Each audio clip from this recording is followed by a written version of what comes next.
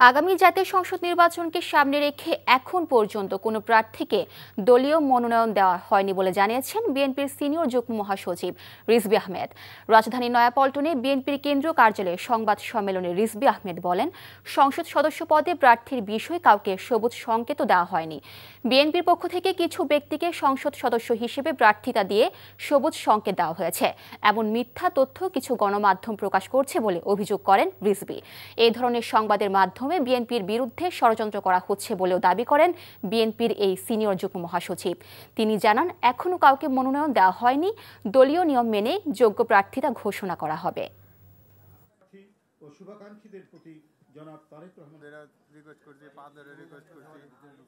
দলের নির্ধারিত যে প্রক্রিয়া, যে সিস্টেমে যাচাই বাছাই করে মনোনয়ন দেওয়া হয়, সেই যাচাই বাছাই করে যোগ্য ও সর্বোপরি জনগণের কাছে গ্রহণযোগ্য জনপ্রিয় ব্যক্তিকেই বেছে নিয়ে তাদের নাম প্রকাশ করা হবে।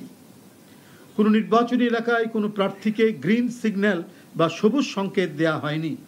প্রত্যাশীদের মধ্যে দলীয় নানা কার্যক্রমে যার পারফরমেন্স ভালো তাকেই প্রার্থী হিসাবে মনোনীত করা হবে। আশুলিয়া জুলাই গণহত্যা ও শেখ হাসিনা বিরুদ্ধে মানবতা বিরোধী অপরাধের মামলায় সাক্ষ্য গ্রহণ চলছে। আন্তর্জাতিক অপরাধ ট্রাইব্যুনালে আছেন আমাদের স্পেশাল করেসপন্ডেন্ট হাসান জাবেদ, সরাসরি যোগ দিচ্ছেন তিনি।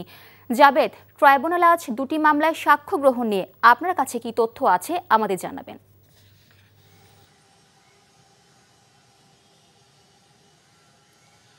মিলে আজকে এই মুহূর্তে আন্তর্জাতিক অপরাধ ট্রাইব্যুনাল 2-এ দুটি মামলার বিচার কাজ চলছে। যেমন ট্রাইব্যুনাল 2-এ যদি আমি বলি, বিচারপতি নজরুল ইসলাম চৌধুরীর নেতৃত্বাধীন যে ট্রাইব্যুনাল, সেখানে জুলাই আগস্ট আন্দোলনে গত 5 আগস্ট যে সাভারের আশুলিয়ায় 6 জনকে হত্যার পর পুলিশ ভ্যানে উঠিয়ে লাশ পুড়িয়ে দেওয়ার ঘটনার যে মামলাটি, সেই মামলায় আজকে সাক্ষ্য দিচ্ছেন সেখানে যে হত্যা হয়েছিলেন, যাকে পোড়ানো হয়েছিল, সেই তানজিল মাহমুদ সুজয়, তার বাবা শফিকুল ইসলাম, তিনি পঞ্চম সাক্ষী হিসেবে তাকে এখন জেরা করছেন আসামি পক্ষের আইনজীবীরা। জানেন যে এই মামলায় মোট 16 জন আসামি, তার মধ্যে 8 জন কারাগারে আছে, তারা আজকে এখানে উপস্থিত আছেন, আর 8 জন পলাতক আছেন। তো তাদের উপস্থিতিতেই তাকে জেরা করছেন আসামি পক্ষের আইনজীবীরা।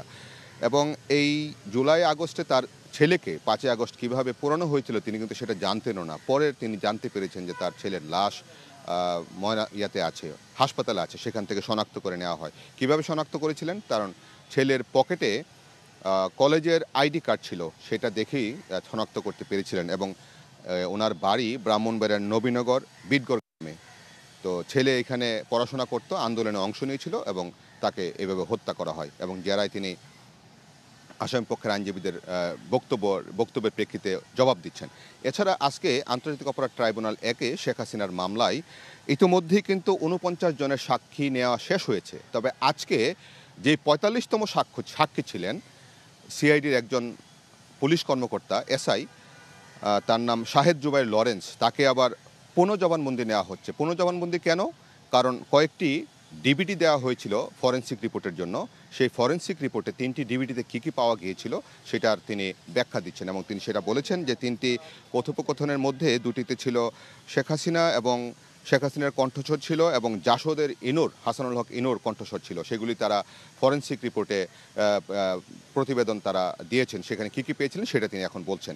তবে তাকে জবানবন্দি দেওয়ার পর আরও 5 জনকে জবানবন্দি নেওয়ার জন্য তারা প্রস্তুত রেখেছেন। এছাড়া আজকে ট্রাইব্যুনাল 1-এ এই সাক্ষ্য গ্রহণের পূর্বে উত্তরার মামলায় সাবেক মেয়র আতিকুল ইসলাম সহ 10 জনকে যে হাজির করা হয়েছিল, সেই মামলায় তদন্ত প্রতিবেদন দেওয়ার জন্য 22 অক্টোবর দিন ধার্য করেছে। এছাড়া সিলেটে 2 জনের আসামিকে ওঠানো হয়েছিল, সেই মামলায়ও তদন্ত প্রতিবেদন দেওয়ার জন্য 2 মাস সময় দিয়েছে। আর কক্সবাজারের আব্দুর রহমান বদি, তাকেও আনা হয়েছিল, সেই মামলায়ও সময় দিয়েছে ট্রাইব্যুনাল। তো এই হচ্ছে আজকে ট্রাইব্যুনালের সর্বশেষ আমার কাছে তথ্য। মিলি, জানছিলাম ট্রাইব্যুনালের কার্যক্রমের খবর। রাষ্ট্র নির্বাচন পেছানো হলেও টানা তৃতীয় দিনের মতো কমপ্লিট শাটডাউন কর্মসূচি পালন করছে জাতীয়তাবাদী শিক্ষক ফোরাম বিশ্ববিদ্যালয় অফিসার্স সমিতি। পোষ্য কোটা বাতিলের আন্দোলনে রাজশাহী বিশ্ববিদ্যালয়ের উপাচার্য, প্রক্টর, শিক্ষক, কর্মকর্তা ও কর্মচারীদের উপর হামলাকারীদের দৃষ্টান্তমূলক শাস্তির দাবি তাদের।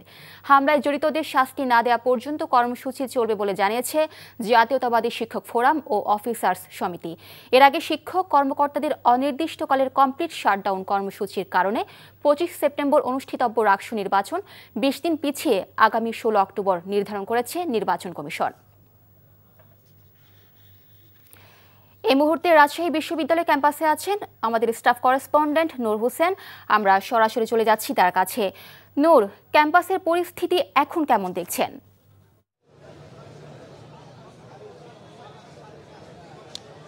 মিলি, রাজশাহী বিশ্ববিদ্যালয় ক্যাম্পাসের যে উত্তপ্ত অবস্থা ছিল, মুখোমুখি অবস্থান ছিল ছাত্রদল এবং কিছু প্যানেলের সঙ্গে, ছাত্র শিবির এবং অন্যান্য যে প্যানেলগুলোর মুখোমুখি অবস্থান গতকাল রাতে দেখেছি, সেটি সকাল থেকে এখন পর্যন্ত আমরা বিশ্ববিদ্যালয় ক্যাম্পাসে দেখিনি।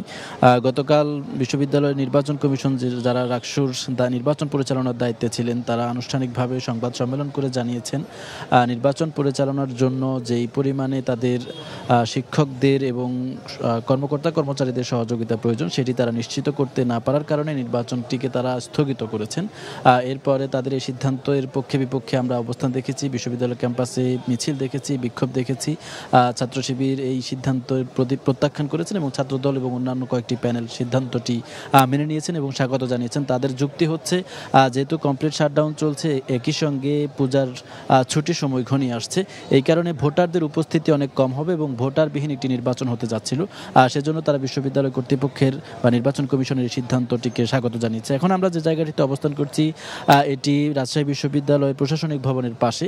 এখানে বিশ্ববিদ্যালয়ের কর্মকর্তা যারা রয়েছেন, তারা অনির্দিষ্টকালের জন্য যে কমপ্লিট শাটডাউন সেটি পালন করছেন। তারা বলছেন যে গত 20 তারিখে যে ঘটনাটি ঘটেছিল, রাজশাহী বিশ্ববিদ্যালয়ের উপাচার্য এবং প্রক্টরকে এবং কয়েকজন কর্মকর্তাকে আন্দোলনকারী শিক্ষার্থী যারা পোষ্য কোটা বাতিলের জন্য আন্দোলন করছিলেন, তারা হামলা করেছে বা হেনস্থা করেছে।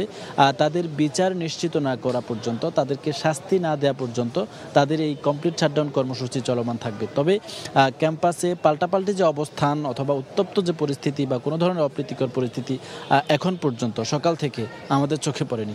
মিলি, দর্শক, জানছিলাম রাজশাহী বিশ্ববিদ্যালয়ের খবর। এখন থেকে পাইপলাইনে জেট ফুয়েল যাবে চট্টগ্রাম বিমানবন্দরের তেল ডিপোতে। এর আগে ভাউচারে এসব জ্বালানি পরিবহন করা হতো সড়কপথে, যেখানে 24 ঘন্টা সময় লাগত। এখন নতুন এই ব্যবস্থায় 90 মিনিটেই জ্বালানি সরবরাহ সম্ভব হবে। সকালে চট্টগ্রামের পতেঙ্গায় 170 কোটি টাকা ব্যয়ে স্থাপিত পাইপলাইন উদ্বোধন করেন জ্বালানি ও খনিজ সম্পদ বিভাগের সচিব মোহাম্মদ সাইফুল ইসলাম। এ উপলক্ষে আয়োজিত সভায় সভাপতিত্ব করেন বাংলাদেশ পেট্রোলিয়াম কর্পোরেশনের চেয়ারম্যান মোহাম্মদ আমিনুল আহসান। সভায় বক্তারা বলেন, দেশের ইতিহাসে প্রথমবারের মতো একটি বিশেষ পাইপলাইনের মাধ্যমে বিমানবন্দরে জেট ফুয়েল পৌঁছাবে। দেশের দ্বিতীয় বৃহত্তম এই বিমানবন্দরে দৈনিক গড়ে 2 লাখ থেকে 2,50,000 লিটার জেট ফুয়েল প্রয়োজন হয়। এতদিন ভাউচারের মাধ্যমে ট্রাকে করে জ্বালানি পরিবহন করা হতো, যেখানে জনবলও লাগতো 10 থেকে 15 জন। এখন একজন অপারেটর কম্পিউটারের মাধ্যমে পাম্প চালাতে পারবেন। এতে বছরে অন্তত 2.5 কোটি টাকা সাশ্রয় হবে। শ্রমিকরা বেতন বৃদ্ধির দাবিতে কর্মবিরতি পালন করায় রাজশাহীর সাথে ঢাকা রুটে দ্বিতীয় দিনের মতো একটি ছাড়া অন্যান্য বাস চলাচল বন্ধ রয়েছে। এই নিয়ে দ্বিতীয়বারের মতো কর্মবিরতি পালন করা হচ্ছে। এর আগে টানা 39 ঘন্টা কর্মবিরতি পালন করেছিল শ্রমিকরা। সে সময় মালিকদের বেতন বাড়ানোর আশ্বাসে আবারও বাস চলাচল শুরু হয়। শ্রমিকদের দাবি, মালিকরা তাদের কথা মতো বেতন না বাড়ানোয় বাধ্য হয়ে তারা আবারও কর্মবিরতি পালন শুরু করেছেন। শখ থেকে সাফল্য। রঙিন মাছের পোনা উৎপাদনে সফল হলেন কুমিল্লার এক তরুণ উদ্যোক্তা। তার হ্যাচারিতে এখন 90 প্রজাতির মাছের পোনা উৎপাদন হয়। দূর দূরান্ত থেকে শৌখিন মানুষ এসে ঘরের অ্যাকোরিয়ামের জন্য রঙিন মাছের পোনা কিনে নিয়ে যায়। এই তরুণের সাফল্য দেখে রঙিন মাছ চাষের স্বপ্ন দেখছেন তরুণরা। কুমিল্লা প্রতিনিধি মাহফুজ নান্টুর পাঠানো রিপোর্টে বিস্তারিত।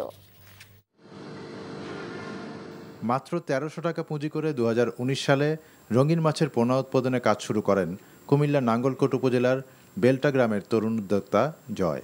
তার হ্যাচারির নাম দেন আরবি ফিশ ফার্ম। তখন অনেকেই জয়ের উদ্যোগ দেখে উপহাস করত তাকে। তবে দীর্ঘ পরিশ্রম আর একাগ্রতায় 3টি হ্যাচারির মালিক হন জয়।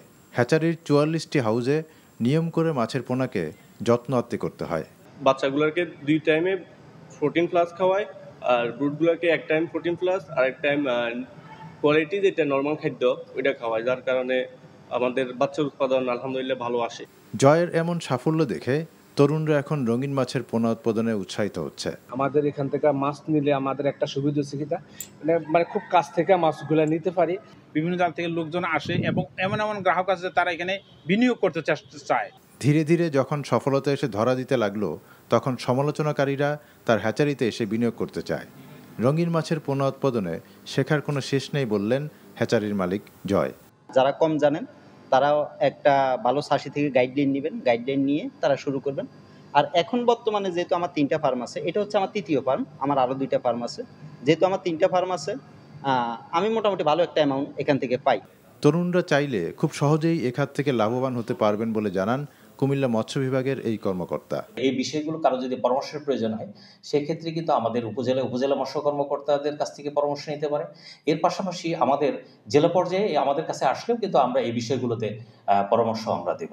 রঙিন মাছের পোনা উৎপাদনে সফল উদ্যোক্তা জয় এখন এলাকার তরুণদের কাছে হয়ে উঠেছেন অনুপ্রেরণার প্রতীক। NTV news desk.